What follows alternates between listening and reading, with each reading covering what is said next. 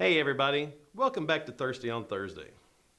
Recently I was painting a few areas in the house and noticed I needed to go to the store and get some painter's tape. After leaving Ace Hardware and returning home, I soon remembered how much I disliked blue painter's tape. Why, you ask? Have you ever been in a house with a lot of punch work? The blue tape will be everywhere. I was with one of our contractors a couple weeks ago where he wanted me to look at a near completed job for him and just discuss some of the things he had.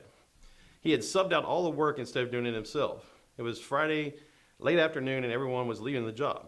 We walked into the kitchen remodel area to look over just a few things. I saw dust everywhere. There were framing nails laying all over the countertop, trash built up in the corner, extra wires, electrical stuff thrown throughout the kitchen, screws spread all around the floor. There was even grout on some of the cabinets. He asked me, "So where should we start, Spencer?" I told him, I said, well, I'd actually start by calling all my subs to come back and clean up all their mess they made. He said it'd been a long day for those guys, and we would just do it ourselves. I looked at him, I said, we don't have long before the homeowners show up. He said, yeah, they're nitpicking all the time anyway, so let's just go ahead and do it.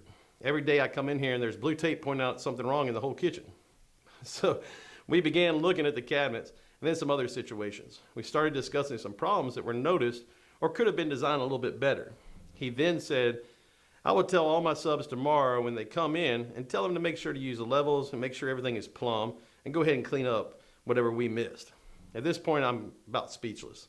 The homeowner has hired him to do the job because he's supposed to be the professional that they trust to do the job right. It's time to start acting like it. These problems are design flaws. They're easy fixes, but as soon as a client notices something when they get home, they begin to lose trust with that contractor.